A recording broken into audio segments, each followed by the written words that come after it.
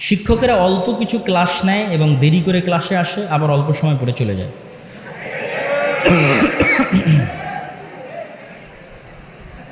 ছাত্ররা বৈষম্যের বিরুদ্ধে আন্দোলন করলো, তো এটা কি বৈষম্য নয়?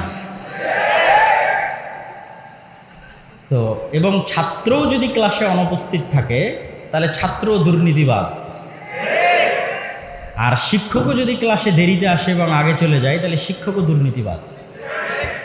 দুর্নীতি মানে শুধু টাকাই নয়, আপনার দায়িত্বের আমানতে যে আপনি খেয়ানত করতেছেন এটিও দুর্নীতি। আর এই দুর্নীতি বহির্বিশ্বে দেখা যায় না বলেই তারা এত উন্নত, আর এই দুর্নীতি আমাদের দেশে আছে বলেই আমরা এতটা অনুন্নত, এবং আমরা এটাকে অপরাধী মনে করি না। অথচ অবশ্যই দেরিতে আসলে এবং পূর্বে গেলে ওই বেতন হালাল হবে না, হারাম রিজিক, হারাম বেতন। এইটা শতভাগ সত্য কথা, এটা আমি মজাক করে বলতেছি না, এটাই সত্য।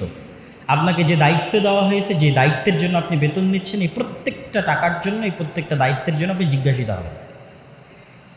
ঠিক যারা এখানে পড়তে এসেছে, যাদের পেছনে সরকার ভর্তুকি দিচ্ছে, খরচ দিচ্ছে, বিল্ডিং তৈরি করে দিয়েছে, খাবার ব্যবস্থা করে দিয়েছে, তারাও যে পড়াশোনা না করে আড্ডাবাজি করতেছে, এদেরকেও এই সময় নষ্ট করার জন্য, এই টাকাগুলো নষ্ট করার জন্য, এই অর্থ, এই বিল্ডিংগুলো নষ্ট করার জন্য জবাবদিহি করতে হবে।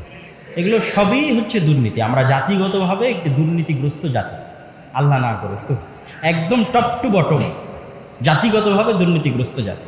কিভাবে এটির থেকে বের হওয়া যায় চেষ্টা করতে হবে। এই জিনিসগুলো বিশেষ করে যারা প্রবাস থেকে ফেরত এসেছে তাদের মধ্যে কিছুটা হলেও দেখা যায়, তারা এটা বুঝে যে না, আসলে আমরা জাতিগতভাবে যা করতেছি এটা ভুল করতেছি, তখন তার মধ্যে সিনসিয়ারিটি কাজ করে, সময়ের বিষয় আরও বিভিন্ন বিষয়।